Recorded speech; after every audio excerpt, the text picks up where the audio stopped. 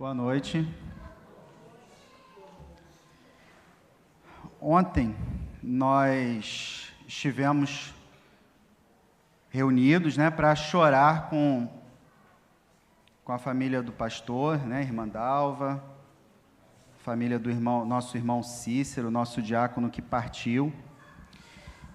E eu fui muito impactado ontem por tudo que ouvi no sepultamento do nosso irmão. Eu conheci muito pouco o irmão Cícero, tive pouquíssimo contato com ele. Tive contato com ele aqui antes dele viajar para Manaus, e de lá ele adoeceu um pouco mais. E depois, uma visita que eu tive a oportunidade de fazer no hospital. Durante esse tempo eu tive orando bastante por ele, Durante todo o tempo de internação, volta, Deus me levou a orar sempre pelo nosso irmão. E foi um momento que nós choramos com quem chorava. Mas também, para mim, particularmente, foi um momento de grande aprendizado. Que legado que aquele homem deixou. Um homem com pouca instrução, pastor? 6ª série. Mas que não perdia a oportunidade de evangelizar. As histórias que eu ouvi ali, eu fiquei pensando, puxa, Senhor, tomara que quando eu partir, as pessoas tenham histórias pelo menos parecidas para contar a meu respeito. Que essa seja uma meta nossa, irmãos. A igreja hoje precisa de homens que façam o que o nosso irmão fez em vida. De mulheres que façam o que o nosso irmão fez em vida. Me chamou muito a atenção quando a irmã Gláucia, compartilhou que levou uma bronca dele, porque ele pediu 29 Novos Testamentos para distribuir no hospital para as pessoas. E ela não pôde levar os 29, ela só levou 10. E ele deu uma bronca porque algumas pessoas não receberiam o Novo Testamento. Da mão dele que estava lá, doente, se tratando no hospital. Nem mesmo no leito, aquele homem deixou de falar do amor de Deus. Isso para mim, isso me marcou demais, irmãos. E eu não vou falar exatamente sobre isso, mas eu não tenho como iniciar esse sermão sem falar do quanto os testemunhos que eu ouvi ali me impactaram. E eu desejo que nós lembremos do nosso irmão como exemplo. Porque ainda hoje, Deus quer levantar homens e mulheres como nosso irmão. A igreja do Senhor precisa de pessoas dispostas a evangelizar, de pessoas dispostas a tudo para ganhar vidas para o Senhor, de pessoas que não medem limites para ganhar vidas para o Senhor. Aí à noite, o pastor falou em alegrar com os que se alegram, À noite a gente já estava celebrando com a primeira igreja batista do Flamengo, que fez 70 anos ontem. Alguns de nós estávamos lá, os que puderam estar, e também abençoando o nosso pastor Anselmo, que tomou posse ali. E nós, como igreja, eu entendo que nós precisamos orar pelo pastor Anselmo, pelo ministério dele ali, como pastor titular, porque ali, por mais que seja uma outra igreja local, é nossa igreja, são nossos irmãos que estão ali. E hoje pela manhã eu tive a oportunidade de estar em Paciência. Esse fim de semana foi bem corrido. Meu sogro me chamou lá para dar um estudo Era para ser para os jovens da igreja, mas acabou sendo para a igreja toda. Mas foi uma experiência legal de rever também alguns irmãos. Eu e Michele vimos adultos que nós tínhamos visto por último como crianças. E fazia algum tempinho, que a gente tem visitado os nossos parentes, mas lá na igreja dele a gente fazia um tempinho, que a gente não ia lá. E foi muito legal também ver pessoas que nós deixamos lá quando crianças e hoje são homens e mulheres, São adultos, muitos já são pais, e foi muito legal também isso. Meus irmãos, eu quero nessa noite compartilhar com vocês no texto lá de Gênesis, capítulo 16. Gênesis capítulo 16. Nós vamos ler do verso 1 até o verso 13.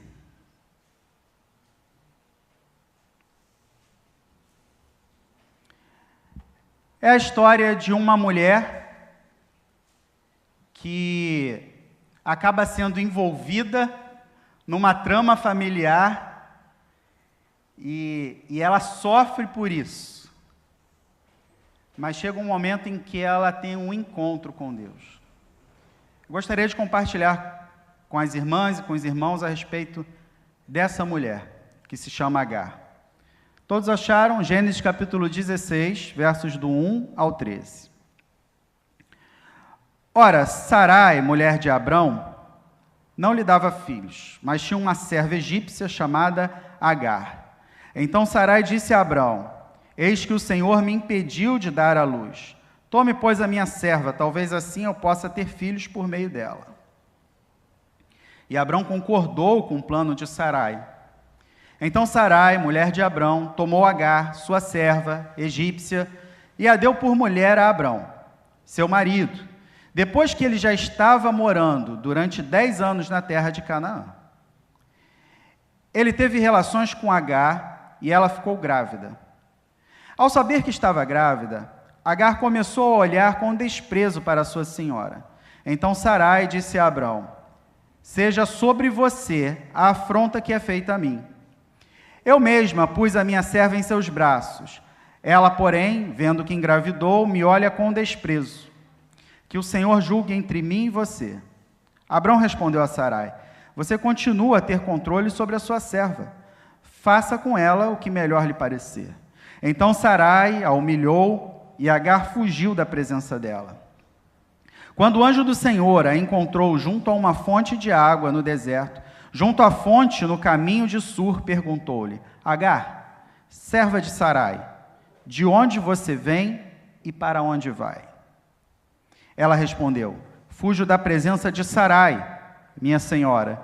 Então o anjo do Senhor lhe disse: volte para sua senhora e sujeite-se a ela. E o anjo do Senhor disse também: aumentarei muito a sua descendência, de maneira que de tão numerosa não poderá ser contada. E o anjo do Senhor continuou: você está grávida e dará à luz um filho, a quem chamará Ismael, porque o Senhor ouviu o seu grito de aflição. Ele será entre os homens como um jumento selvagem, a sua mão será contra todos, e a mão de todos será contra ele, e habitará diante de todos os seus irmãos. Então Agar deu ao Senhor, que havia falado com ela, o nome de Tu és o Deus que vê. Porque ela dizia: neste lugar eu olhei para aquele que me vê. Para que a gente entenda essa história, talvez você, se você não está familiarizado com o texto, com a história bíblica, talvez você estranhe os nomes aqui, né? Porque está escrito Sarai e Abrão, e talvez você conheça esse casal como Sara e Abraão, né? É a mesma pessoa, só que houve um momento em que Abrão tem um encontro com Deus, e aí Deus muda o nome dele para Abraão. Sarai, que se chamava Sarai, passa a se chamar Sara. Aqui, nesse momento, eles ainda tinham seus nomes de batismo, vamos dizer assim, né? Os nomes que os seus pais lhe deram, Sarai e Abrão. Abrão foi um homem que estava na sua terra, junto de seus parentes, e Deus disse a ele o seguinte: Abrão, sai daí da sua terra, sai do meio dos seus parentes e vai para onde eu te mostrar. Ele simplesmente confiou no Senhor. Ele não questionou, a Bíblia pelo menos não fala de algum questionamento de Abrão. Ele simplesmente saiu de onde estava, sem saber nem para onde iria, confiando de que Deus, o mesmo Deus que o chamou, o revelaria a ele o lugar para onde ele deveria ir. E Deus faz uma promessa a ele, dizendo que ele seria pai de multidões, que multiplicaria a descendência dele como a areia do mar e como as estrelas do céu. Assim como não podemos contar a areia do mar, assim como nós não podemos contar as estrelas do céu, essa seria a descendência de Abrão. Esse homem sai diante de uma promessa, confiando plenamente em Deus. Só que o tempo passa.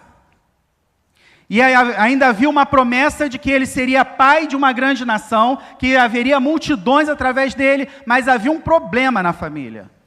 Sua esposa, Sarai, não podia ter filhos. Ela era estéril.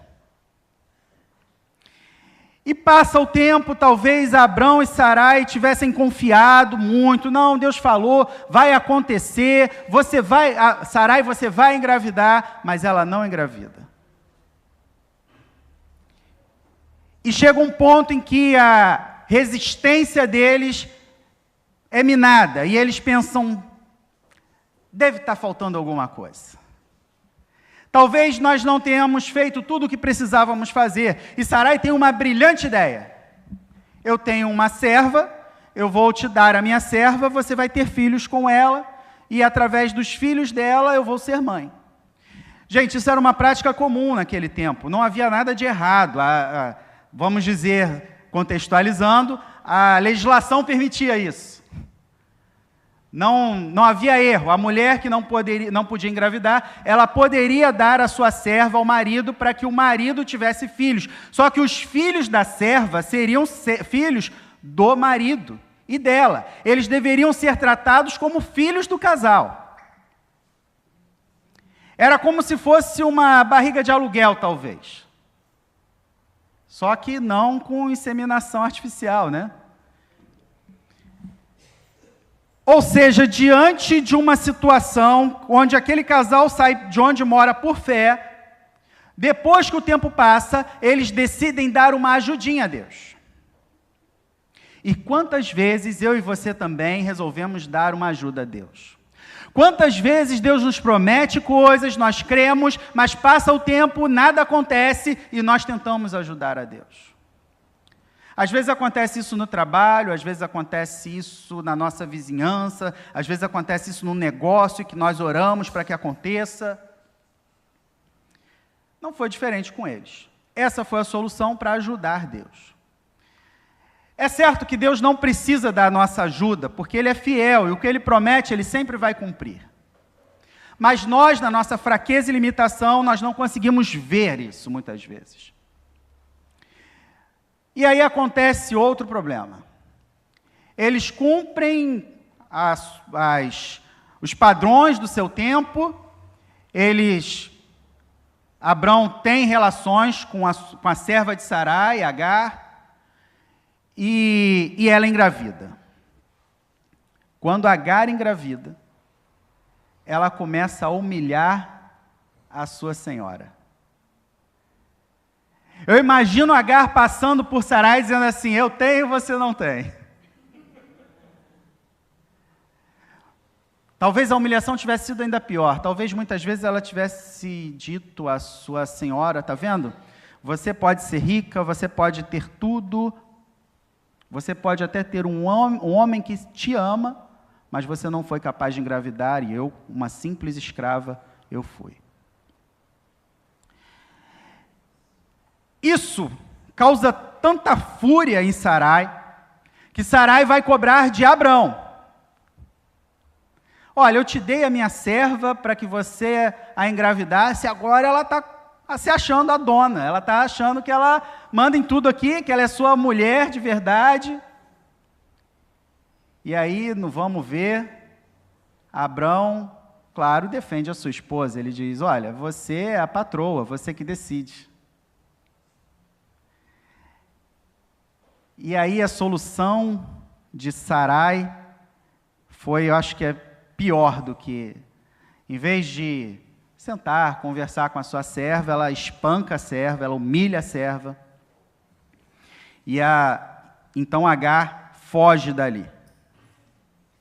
Sai da presença, ela vai se esconder, ela vai sair de perto, tamanha humilhação que ela passa. E aí aquela mulher, Agar, nesse momento de fuga, de desespero, de desapontamento, de decepção, porque afinal de contas, ela morava e era serva do pai da fé.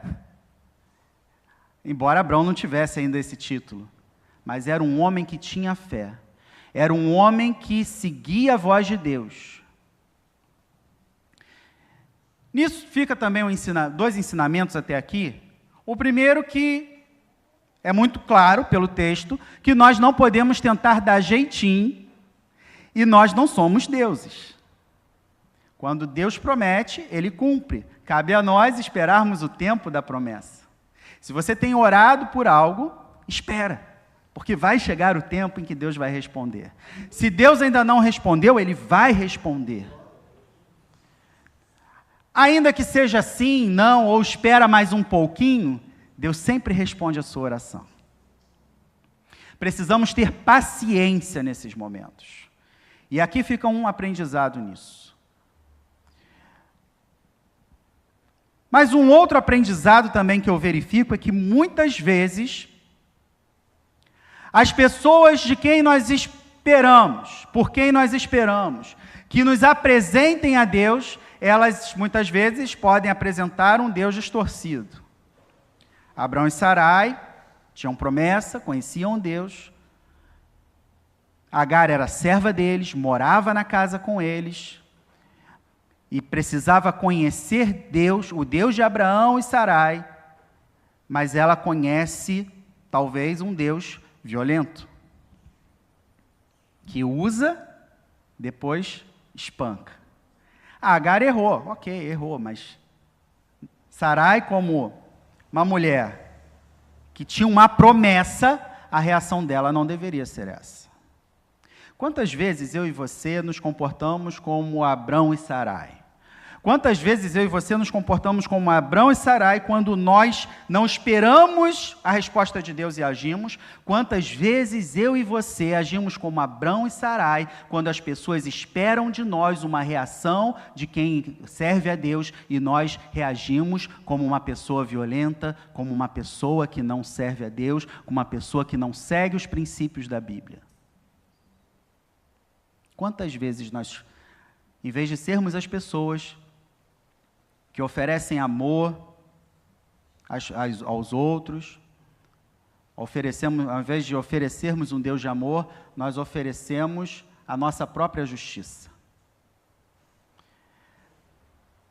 É bom nós refletirmos sobre isso, mas essa história ela não é triste, porque quando Agar foge, ela se encontra com o anjo do Senhor.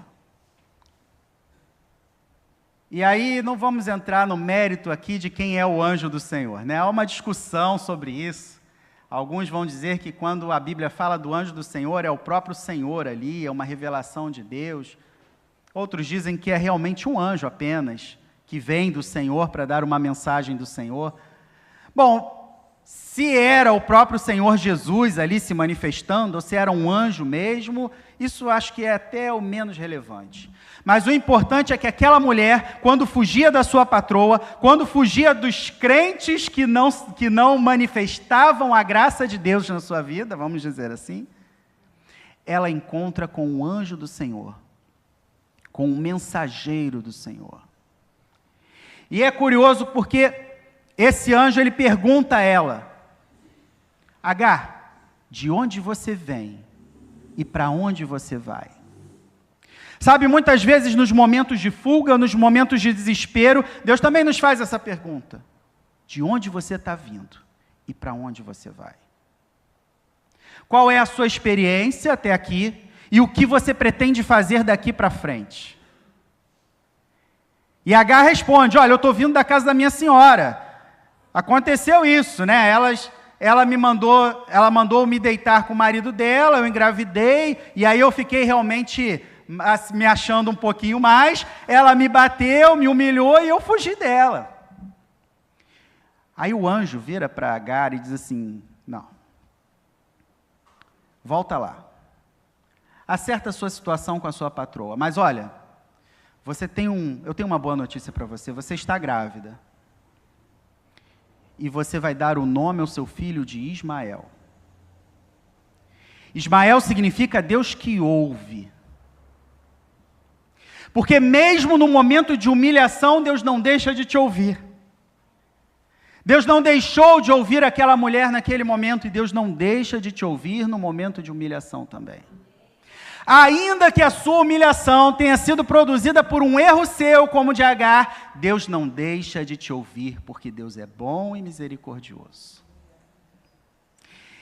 E outro detalhe interessante aqui é que a promessa para esse filho, chamado Ismael, é ainda a continuidade da promessa ao seu pai, Abrão. Vejam bem, Ismael, na verdade, Agar não era para ter engravidado de Abrão, certo? Era para eles terem esperado a promessa. Abrão e Sarai erram, a serva erra também, foge, mas Deus não mudou a promessa dele para Abraão, porque Ismael ainda seria filho de Abraão. E através de Ismael nasce boa parte do mundo árabe. Sabe o que significa isso? Que Deus não muda a promessa dele apesar de nós. Deus não vai mudar a promessa que Ele fez a você por causa de você, por causa dos seus erros, por causa das suas falhas. O que Deus promete, Ele cumpre. Deus é fiel. Deus foi fiel a Agar. E Deus permaneceu fiel a Abrão, porque havia uma promessa dele ser pai de uma grande nação. Ainda não era a nação da promessa, mas seria uma grande nação do mesmo jeito. Você está entendendo? E aí, Agar volta, acerta com a sua serva, com a sua senhora. Isso também é importante, né? Muitas vezes nós precisamos voltar para acertar. Você não precisa viver deixando coisas pendentes. Na caminhada você errou, você falhou com alguém, volta e acerta. Está devendo alguém, volta e acerta. Está fugindo de alguém, volta e acerta. Agar volta. E aí, ela resolve, diante disso, diante dessa revelação, ela que deveria conhecer o Yahvé, que Abrão e Sarai serviam, parece que ela não conheceu mesmo através deles. Porque ali parece que é a primeira revelação que ela realmente tem de Deus. E ela dá o nome de Deus como Deus que vê. El-La-Roi. O Deus que vê. Vejam que ela não conhece o Deus da promessa de Abrão, mas ela conhece o Deus que vê. Quando o anjo diz para ela sobre Ismael, ele fala do Deus que ouve, mas ela identifica que esse Deus, além de ouvir, ele também vê.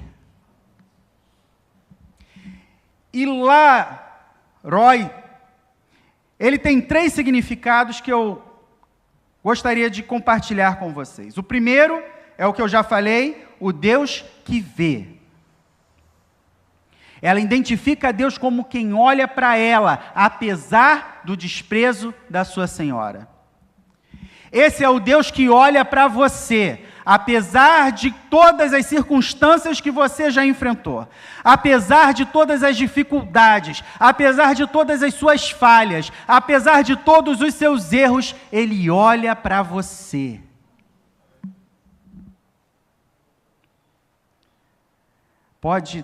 Ninguém está te vendo, mas Deus olha para você. Você pode estar fazendo as coisas ali, quietinho, quietinha, sofrendo, achando que ninguém está vendo e talvez ninguém à sua volta esteja vendo, mas o Deus que vê, Ele olha para você. Deus está vendo a sua necessidade, Deus está vendo a sua aflição, Deus está vendo a sua angústia, Deus está vendo o seu sofrimento.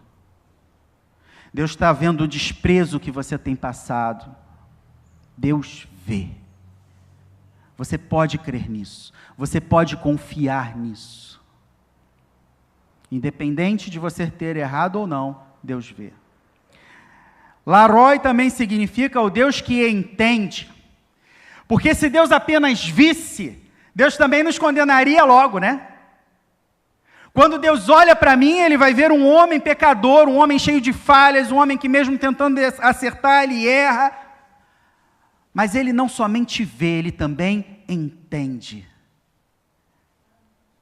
Agar percebeu que Deus havia e entendia a sua situação, como serva humilhada. Nós temos um Deus que nos entende, porque Ele foi capaz de enviar o seu Filho pelos nossos pecados. O Senhor Jesus veio ao mundo e passou por tudo o que você passa. Ele sabe o que é ter fome porque Ele sentiu fome. Ele sabe o que é ter sede porque Ele sentiu sede. Ele sabe o que é dor porque Ele sentiu dor. Ele sabe o que é ser tentado porque Ele foi tentado em todas as coisas. Ele sabe o que é ser humilhado, porque lá na cruz Ele sofreu as piores humilhações no meu lugar, no seu lugar. É por isso que nós podemos recorrer a esse Deus, porque Ele vê e Ele entende as nossas fraquezas. Nós não temos um sumo sacerdote alheio, nós não temos um Deus alheio, um Deus que apenas quer se aproveitar de nós. Nas mitologias, os deuses, eles se manifestavam aos seres humanos somente para ganhar algo em troca. Nenhum deus de nenhuma mitologia morreu pelos pecados da humanidade. Nenhum deus se fez homem para sofrer no lugar do ser humano. Quando Zeus, segundo a mitologia grega, quando Zeus se materializava, normalmente era para ter relações com uma mulher. Ele se fingia de marido e tinha relações com a mulher. Nas mitologias, os deuses só se materializavam para receber algo, para se aproveitar de algo, ou se não, fazer guerras. O nosso Deus é o Deus que vê e entende, porque Ele não veio ao mundo, se fez homem a um momento apenas para se aproveitar de algo. Ele se fez homem para morrer pelos nossos pecados. Ele se fez homem para sofrer no nosso lugar, para ter o sofrimento que era nosso, que nós tínhamos que pagar. Ele pagou o preço que nós jamais poderíamos pagar, por isso Ele é o Deus que entende. Ele é o Deus que se fez homem e foi tentado em todas as coisas, por isso Ele é o Deus que entende que você é tentado e tentada. Ele entende a sua tentação. O Deus que vê é o Deus que entende. Laroi também significa o Deus que se revela.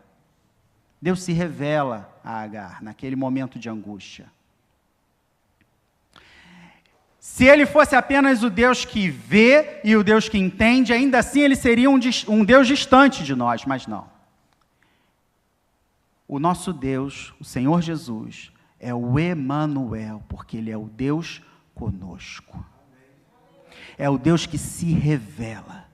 É o Deus que está presente, é o Deus que se comunica com o ser humano, é o Deus que dá as diretrizes, é o Deus que cuida.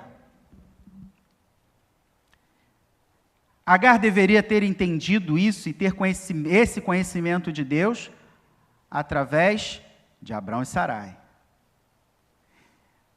Mas ela foi conhecer o Deus que vê, entende e se revela, fugindo de quem deveria ter amparado ela. Mas é interessante que quando Deus se revela, Ele também nos revela. Deus, quando se revela a mim e a você, Ele também revela a você quem você é diante dEle. Deus não simplesmente passou a mão na cabeça de Agar e disse assim, tudo bem, filha, vai lá, tudo bem, resolve isso aí, acabou o problema. Não. Ele manda ela se acertar com a sua senhora.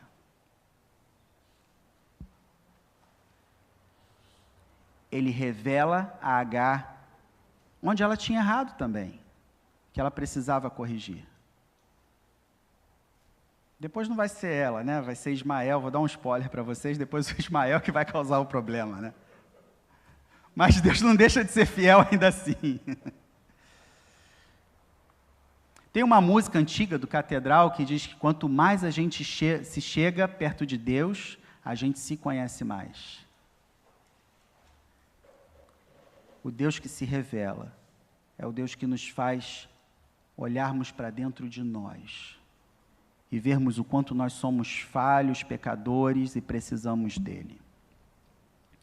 O Deus que se revela é o Deus que revela o nosso interior. Ele é a luz que ilumina toda a nossa escuridão e nos mostra o quanto nós precisamos dele. Que eu e você conheçamos e prossigamos em conhecer o Deus que vê, o Deus que entende e o Deus que se revela. Deus está te vendo, Ele te entende, mas Ele também quer se revelar a você. Ele quer ter comunhão com você. Ele quer que você o busque. Ele quer que você o queira.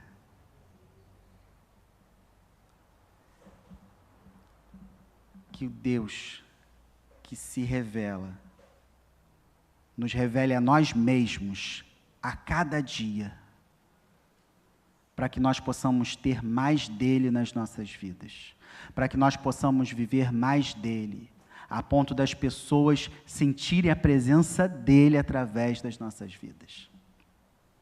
É isso que Deus quer de nós.